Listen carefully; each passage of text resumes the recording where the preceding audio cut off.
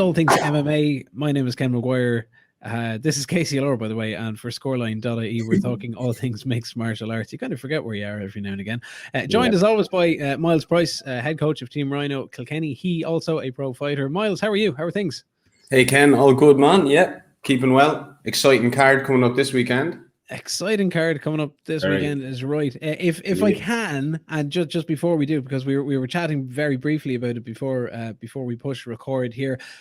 Just a little quick observation on Bellator 258 from last weekend. We were supposed to see James Gallagher fight. He didn't. He was pulled from the fight due to injury.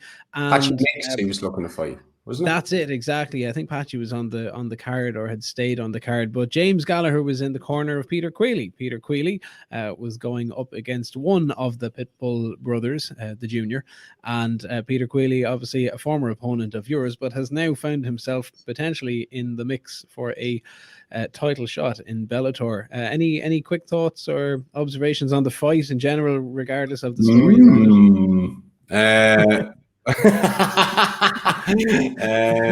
I feel like that Peter has found an art for pulling fights out of the bag that he's losing. I mean, that's happened the last two fights, and that's not a dig. I really do feel like that he's actually like very resilient. You know, he just seems to find a way to get out of these situations, and it's not like he wasn't competitive. The two fights he was in were very competitive. His last two fights.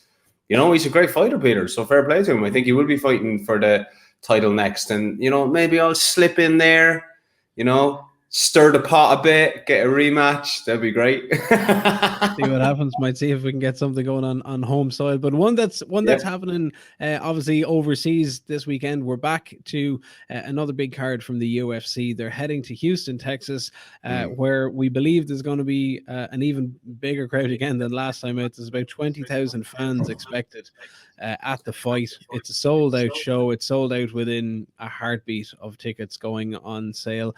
We've got two big fights sitting at the top of the card. Not to deny the fact that the rest of it is fairly quality, to be honest. The co-main event is going to see Tony Ferguson against Beneil Dariush, and the main event is going to see Charles Oliveira against Michael Chandler.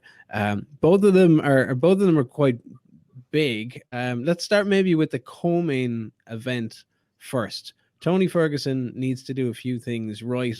Beneil Dariush kind of overcame a skid, as he put it, maybe 2 or 3 years ago. He's coming into the back of this on 6 fights straight. He's worked himself back into a nice little kind of lightweight contention. He's currently the number 9 ranked lightweight fighter. I think Tony is hanging around the number 5 mark.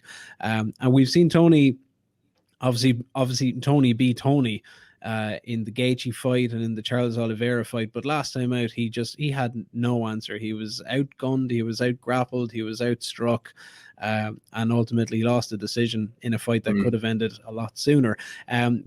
For the likes of Ferguson, I mean, what does this fight mean to him?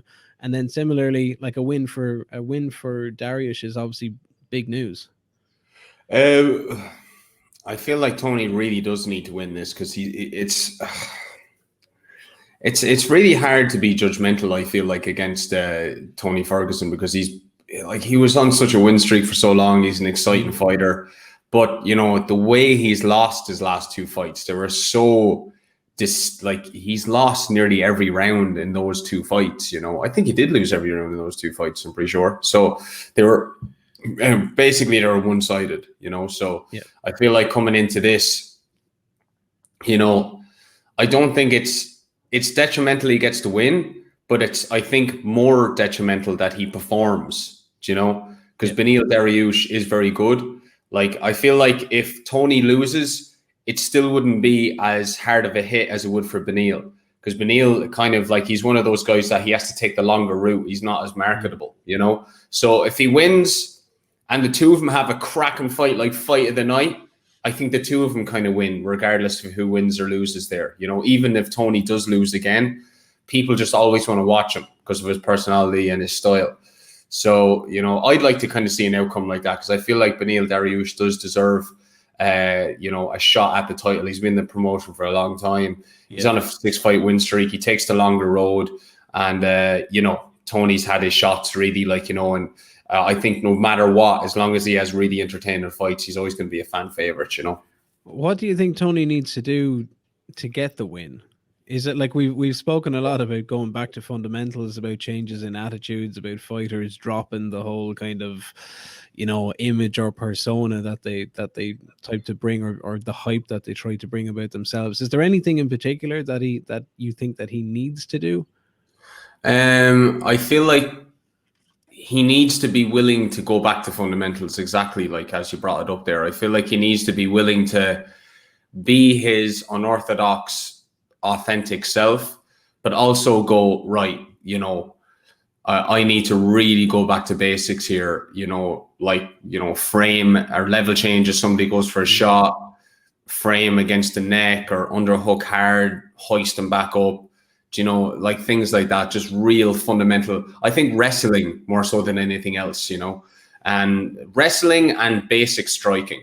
You know, his jiu-jitsu kind of speaks for itself, I think, most fights, you know, but I feel like that just are all around fundamentals. I think it's gone to that stage where I always said this, even when they were talking about Khabib fighting Tony before. It's like when Tony goes up against somebody that doesn't get lured into a firefight and is fundamentally very sound across the board, just does all the things you learn on day one to the rest of their career perfect, he's going to lose, because he's not a fundamental based fighter. He just does crazy things.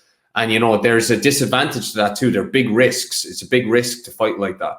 And he needs to go down to fundamentals again, like normal underhooks to stop takedowns, jabs, distance management, not kind of coming in and trying to break someone. Like, you know, there's a time for that. Everybody needs a little bit of Tony and Nate Diaz in them, willing to just march forward and make it dirty. But you got to know how to do it correctly. And if you're doing too much of that, you're going to get caught out, you know. And I feel like that he just needs to go back to baseline with fundamentals in this fight. Okay, so if you were going to nail your colors to the mast, how do you see it coming out between Ferguson and Dariush?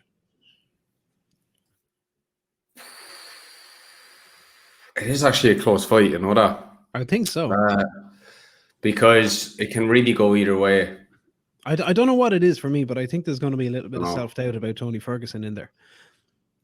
I think if Dariush plays his game, and like you're saying, he's taken a long route to where he is. Like he had that loss to Edson Barboza 3 or 4 years ago, and then the Evan Dunham fight didn't really work out. The Hernandez fight on the Cyborg card, he was in and out fairly quickly, and he's taken some good wins though. Like he had a nice rear naked choke early in the first round against Frank Camacho, end of 2019. Scott Holtzman was last year. He had the split decision win over Diego Ferreira earlier this year. I think he was fighting only as recently as February. But I think, like, for me, off the Oliveira fight and off the Gaethje fight, like, I know you can't really deny Ferguson's credentials, but I think after the last two and just watching him as a personality, I think there might be just a little kind of question mark in there that if Dariush gets a good start and gets to impose his game plan first, I think it'll see Ferguson on the back foot. I think it could be a surprise. Yeah, I do. I feel like that. I'm kind of going towards that as well. I feel like Beneil Dariush is going to strike what the iron is hot in regards to Tony, and just take the opportunity that. I think you're dead right there. It comes down a lot at the moment to morale, you know. Yeah. Like, you know, Tony's morale is going down, Beneil's morale is going up. He's just in that phase, like, you know. So, yeah. See what happens. The main event, though, is a big one. So this is the vacant, and it's not often that we see it vacant, but the vacant UFC lightweight title. It's vacant because Khabib Nurmagomedov decided last year in his infinite wisdom to call it a day, to retire and to vacate the title, and it's doubtful that we're going to see him come back into the sport. So lightweight wise, we've seen a fairly big mix, but it's coming down to Charles Oliveira, who's been knocking around the UFC forever and a day, and Michael Chandler, who, as a former Bellator champ, came in January, sparked Dan Hooker in spectacular fashion very early on. Very aggressive. He's got that crazy short, sharp jab that just comes with a load of power. Oliveira is coming off the back of the Tony Ferguson win, and the two of them are going to contest the title. Is it early days? Is it too early to see Chandler in a title fight? I mean, it's a kind of a reward for a solid career in the UFC for Oliveira at the very least. I mean, he's there 11, 12, 13 years. I think that I really like Michael Chandler because he's one of those guys that he's not young either. Like, he's 35. Yeah, correct. He's 22-5. He's had losses. He's had wins. You know, he's a little bit like, you know, the American Dream type, which, you know, I'm not usually like a big fan of personality wise. I think they're a bit, you know what I mean, cheesy, like, you know what I mean. But I mean, you can't help but like the guy. You know what I mean. He's a hard worker. He's a family man. He's 35, as I said, so the age isn't exactly in his favor, but he's still hitting his prime from all the hard work he's done throughout his career. 22-5 is a good record against solid opponents. And as much as Dana White, you know, kind of like beats down every other promotion about, especially Bellator, about their quality of fighters, you know, one fight in, he was only about a minute in, and he's already gotten a title shot. So, you know, and Michael Chandler lost against the younger Pitbull brother, like, you know, only not too long ago. I think it wasn't the last fight; it was the fight before. Two years back. Yeah. Yeah. So, I mean, I feel like he's a great guy. He's very likable, but I just feel like I love watching Charles Oliveira. You know, he's a bit like Masvidal for me. You know what I mean? When Masvidal is on point and he's in flow and he's performing well, he's just great to take notes on and watch. You know, his fight IQ is so high, and I just think Charles probably has the best fight IQ in the UFC apart from John Jones. You know, like if you just watch him fight, it's hard to take your eyes off him. You know, and anytime you know that somebody has good fundamentals and good fight IQ is when they do the real simple things and they just look amazing. Like he throws that right uppercut, right hand, and it just looks like it's just an uppercut right hand, but he just throws it perfect timing, perfect distance management, perfect technique. And that is one example applied across the board with his skill sets. You know, he's just the way his jiu-jitsu as well. Like, God bless Michael if he goes to the floor, I tell you. He may keep it standing. He may keep it standing because you do not want to fuck around with his jiu-jitsu. Because he's one of those guys, there's a principle that John Danaher talks a lot about, and I teach a lot to my more experienced guys, is the principle of equivalence, where, you know, it takes an equal amount of energy to retain guard or go for a sweep than it does to go for a superior technique like a submission. And that's what he does on his back. You know, he's not looking to escape. When he's on his back, he's going for leg locks, he's going for arm bars, he's going for triangles. And there's a win-win there. You know, he's either going to get the submission, or guys aren't going to stay there to wait to get submitted. They're going to panic and back away. Then he can technically stand up, and he knows that. And he's longer. He's like, you know, as long as he knows that Michael Chandler is going to fucking walk him down, excuse me, French, walk him down, you know, try and throw them haymakers and welt him to the body, come up the pipe Mike Tyson style and try and clip him with a headshot. As the rounds go on, and, you know, his distance, I just can't say. I think Charles, I'm a Charles fan anyway, but I see this fight going Charles's way. I think he deserves it too with the time he spent in the UFC, to be honest, you know. And he's just not, I think he's a fan favorite fight wise, but it's like all the Brazilians, you know, unless they speak good English and they have kind of a personality to him, like Paulo Costa, they're not really going to be very marketable. So he's taking the longer route as well, isn't he, you know? I kind of feel like it's you're torn between your two favorite toys. You've got your American Dream and Michael Chandler, and Charles Oliveira. That's there. Like, watching over some of the embedded stuff from this week. Both of them. Well, I won't say both of them. Chandler, as you know, in the experience of watching Chandler, is very much about coming forward, closing that distance. Is a little bit kind of smothering in his performance. For Oliveira, like you're saying, when it went to the ground against Tony Ferguson, we thought, okay, one, it's going to be an interesting battle between the two. I don't think we expected to get the result and the performance. Well, I didn't anyway, from Charles Oliveira against Ferguson, whether that was Oliveira on a really, really good day or whether it was Ferguson on a really, really bad day. But either way, it's benefited him greatly. So no, okay. So if you're kind of leaning towards Oliveira for the win, do you see it as an early exit, or is this fight going to go deep into 5 rounds? Deep.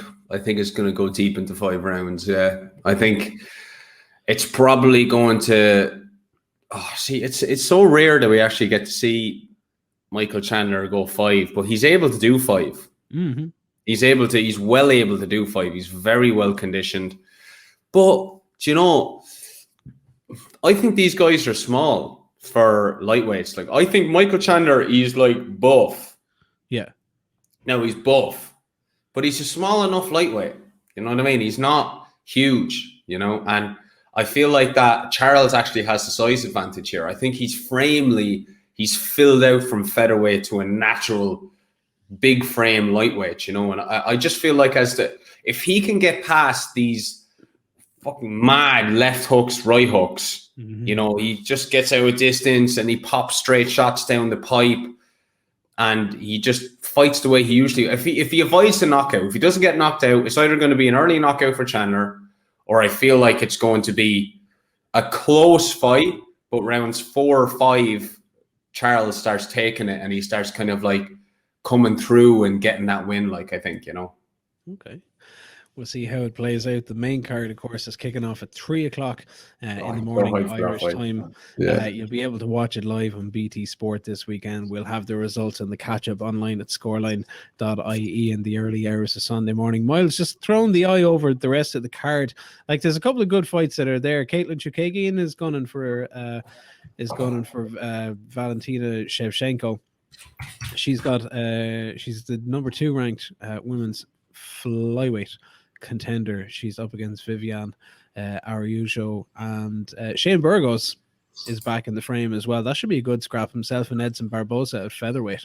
It's a good fight, yeah. Shane Burgos is good, 13-2, yeah, good record. Yeah, he's got some nice performances there. Jacare Souza and Andre Muniz are expected to headline the prelim card, and Valentina's sister Antonina is taking on Andrea Lee in the women's flyweight side of things. Lando Fanata and Mike Grundy is a good fight. Yeah, anything in particular dropping of interest? Yeah, I think Grundy is going in as a bit of a favorite to it, but he's a good wrestler. He's a good wrestler, Mike Grundy. I think he's the head wrestling coach of K-Bon as well. He's a good wrestler. Mick Brennan was actually meant to fight Mike Grundy before, but he pulled out Grundy for back injury or something, I think. Really? When was this? A couple of years ago, yeah. A couple of years ago, he was meant to fight on... there was an old show they used to go on in Liverpool a lot, Olympia MMA or something. Everyone was fighting on it at the time, and Mike and Mick were meant to fight, yeah. So there you go. Nice. So do you know Wayne Nash from the gym there? Sure, yeah. She was meant to fight James Gallagher years ago as well.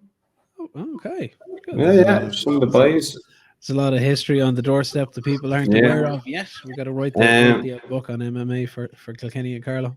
That's it. What was I going to say? I know that Matthew Christopher Schnell there, he trained in AKA for a good while. I didn't know he was in the UFC though until I started kind of seeing highlights there. But he's pretty high up in the card. He's to fight right before Tony Ferguson, Beneil Dariush. Okay. Yeah, I think he still trains out of AKA. Like, he could train out of a couple of gyms around there, I think, around that kind of like Bay Area, yeah.